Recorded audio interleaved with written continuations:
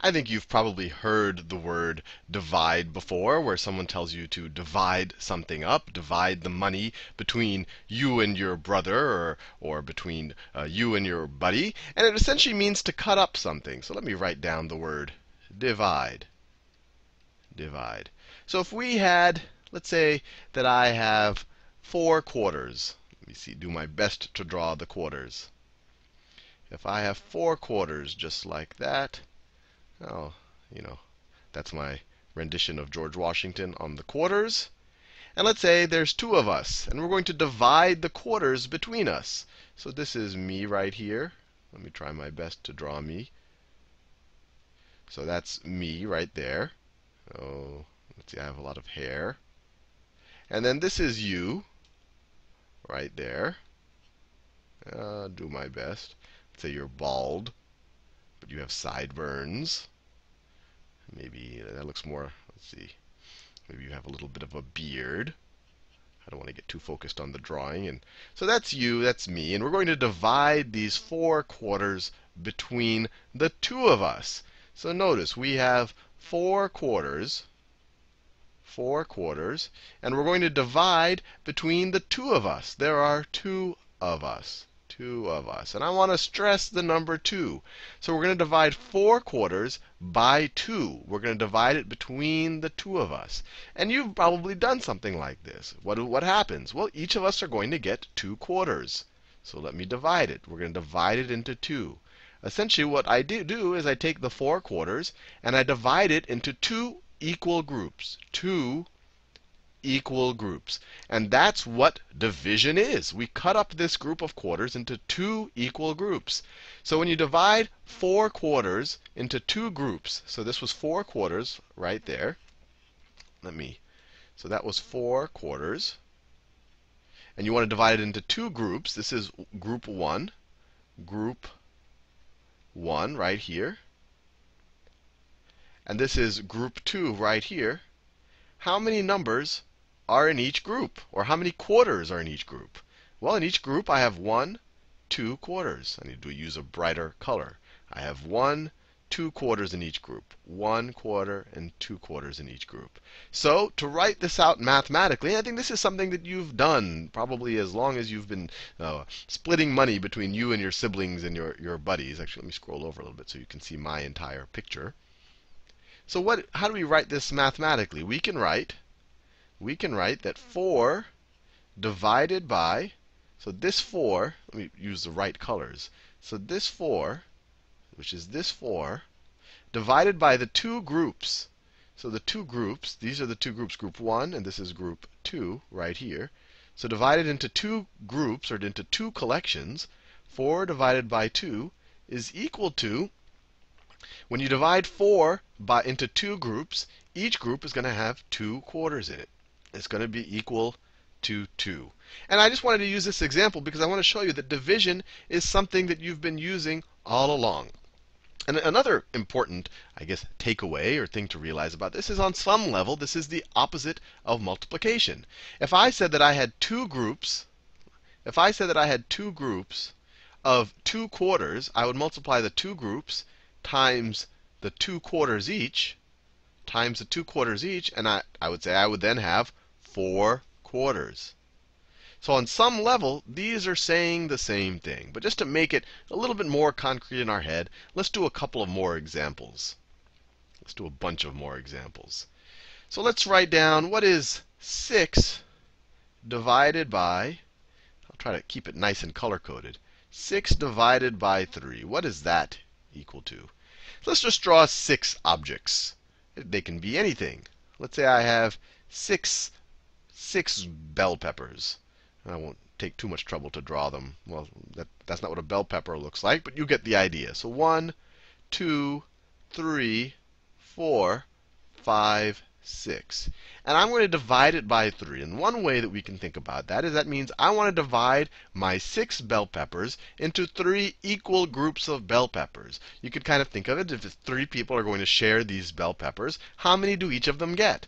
So let's divide it into 3 groups. So that's our 6 bell peppers. I'm going to divide it into 3 groups. So the best way to divide it into 3 groups is I could have 1 group right there, 2 groups or the second group right there, and then the third group. And then each group will have exactly how many bell peppers? They'll have 1, 2, 1, 2, 1, 2 bell peppers. So 6 divided by 3 is equal to 2. So the best way, or one way to think about it, is that you divided the 6 into 3 groups. Now, you could view that a slightly different way, although it's not completely different, but it's a good way to think about it. You could also think of it as 6 divided by 3. And once again, let's say I have raspberries now. Easier to draw. 1, 2, 3, 4, 5, 6. And here, instead of dividing it into 3 groups like we did here, right? This was 1 group, 2 group, 3 groups. Instead of dividing into 3 groups, what I want to do is say, well, if I'm dividing 6 divided by 3, I want to divide it into groups of 3, not into 3 groups. I want to divide it into groups of 3. So how many groups of 3 am I going to have? Well, let me draw some groups of 3. So that is 1 group of 3, and that is 2 groups of 3. That is 2 groups of 3 right there. So if I take 6 things and I divide them into groups of 3, I will end up with 1, 2 groups. So that's another way to think about division. And this is an interesting thing. When you think about these two relations, you'll see a relationship between 6 divided by 3 and 6 divided by 2. Let me do that right here. What is 6 divided by 2 when you think of it in this context right here? 6 divided by 2, when you do it like that, let me draw 1, 2, 3, 4, 5, 6. When we think about 6 divided by 2 in terms of dividing it into 2 groups, what we can end up is we can have 1 group like this, and then 1 group like this. And each group will have 3 elements. It'll have 3 things in it. So 6 divided by 2 is 3. Or you could think of it the other way. You could say that 6 divided by 2 is you're taking 6 objects, 1, 2, 3, 4, 5, 6, and you're dividing it into groups of 2, where each group has 2 elements. And that, on some level, is an easier thing to do. If each group has 2 elements, well, that's 1 right there. They don't even have to be nicely ordered. This could be 1 group right there, and that could be the other group right there. I don't have to draw them all stacked up. These are just groups of 2. But how many groups do I have? I have 1, 2, 3. I have 3 groups. But notice something. It's no coincidence that 6 divided by 3 is 2. 6 divided by 3 is 2. And 6 divided by 2 is 3. Let me write that down. We get 6 divided by 3 is equal to 2. And 6 divided by 2 is equal to 3. And the reason why you see this relation where you can kind of swap this 2 and this 3 is because 2 times 3 is equal to 6. If I have, let's say I have 2 groups of 3. Let me draw 2 groups of 3. So that's 1 group of 3, and then here's another group of 3. Right? That's 1 group of 3, and that's another group of 3. So 2 groups of 3 is equal to 6. 2 times 3 is equal to 6. Or you could think of it the other way. If I have 3 groups of 2, so that's 1 group of 2 right there. I have another group of 2 right there. And then I have a third group of 2 right there. What is that equal to? 3 groups of 2, 3 times 2, that's also equal to 6. So 2 times 3 is equal to 6. 3 times 2 is equal to 6. We saw this in the multiplication video, that the order doesn't matter. But that's the reason why, if you want to divide it, if you want to go the other way, if you have 6 things and you want to divide it into groups of 2, you get 3. If you have 6 and you want to divide it into groups of 3, you get 2. Let's do a couple of more problems, and I think it'll really make sense about what division is all about. So let's do 9. Let's do an interesting one. Let's do 9 divided by 4. So if we think about 9 divided by 4, let me draw 9 objects. 1, 2, 3, 4, 5, 6, 7, 8, 9. Now when you divide by 4, I'm going to think for this problem, I'm thinking about it into dividing it into groups of 4. So if I want to divide it into groups of 4, let me try doing that. So here is one group of 4. I just picked any of them, right, like that. That's one group of 4. Then here's another group of 4 right there. And then I have this leftover thing. Maybe we could call it a remainder, where I can't put this one into a group of 4. When I'm dividing by 4, I can only cut up the 9 into groups of 4. So the answer here, and this is a new concept for you, maybe, 9 divided by 4 is going to be two groups, right? I have one group here, another group here, and then I have a remainder of 1. I have 1 left over that I wasn't able to do with. Remainder, that says remainder 1. 9 divided by 4 is 2, remainder 1. If I asked you what 12 divided by 4 is, let me do 12. 1, 2, 3, 4, 5, 6, 7, 8, 9, 10, 11, 12. So let me write that down. 12 divided by 4. So I want to divide these 12 objects, maybe they're apples or plums, and divide them into groups of 4. So let me see if I can do that. So this is one group of 4, just like that. This is another group of 4, just like that. And this is pretty straightforward. And then I have a third group of 4, just like that.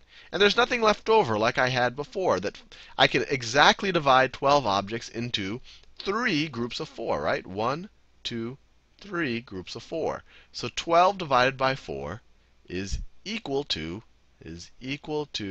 3.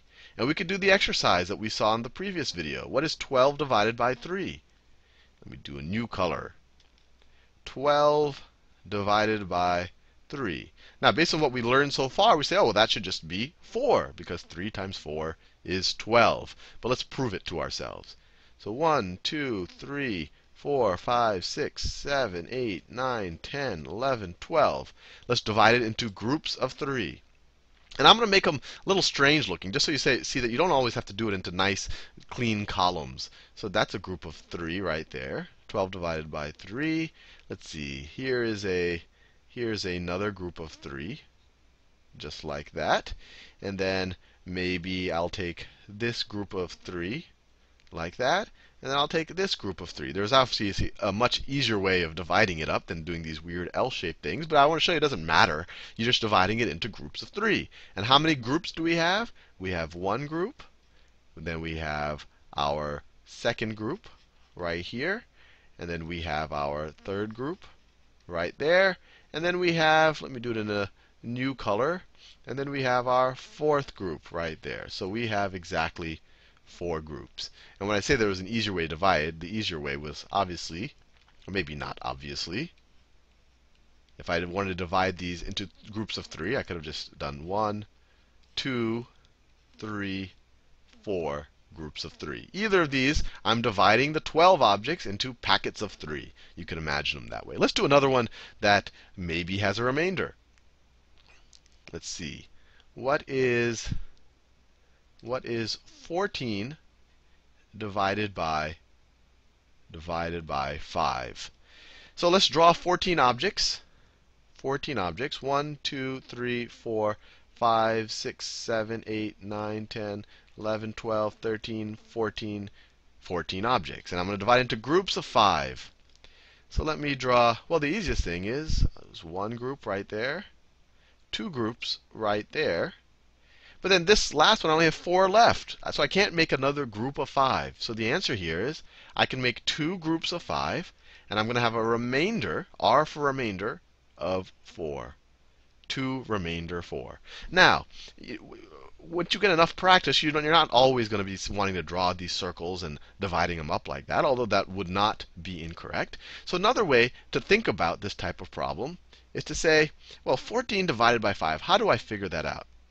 And actually, another way of writing this, and no harm in showing you, I could say 14 divided by 5 is the same thing as 14 divided by this sign right here, divided by 5.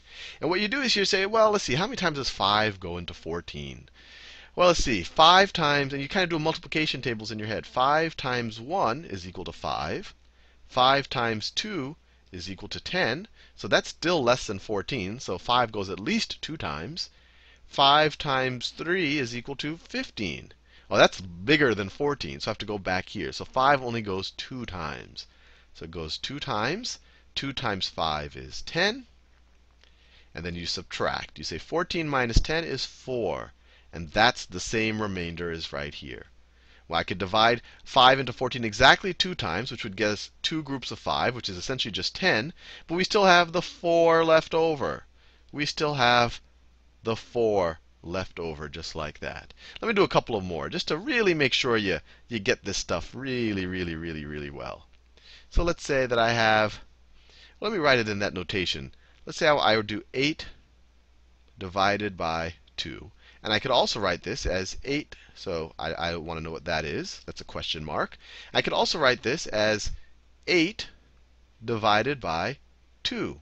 And the way I do either of these, I'll draw the circles in the second, but the way I do it without doing a second, without drawing the circles, I say, well, 2 times 1 is equal to 2. So that definitely goes into 8. But maybe I can think of a larger number that goes into, that when I multiply it by 2 still goes into 8. 2 times 2 is equal to 4. That's still less than 8. So 2 times 3 is equal to 6, still less than 8. 2 times, oh, something weird happened with my pen. 2 times 4 is exactly equal to 8. So 2 goes into 8 4 times. So I could say 2 goes into 8 4 times. Or 8 divided by 2 is equal to 4. And we can even draw our circles. 1, 2, 3, 4, 5, 6, 7, 8. I drew a messy on purpose. And let's divide them into groups of 2. I have 1 group of 2, 2 groups of 2, 3 groups of 2, 4 groups of 2. So if you have 8 objects, divide them into groups of 2, you have 4 groups. So 8 divided by 2 is 4. 8 divided by 2 is 4. Hopefully you found that helpful.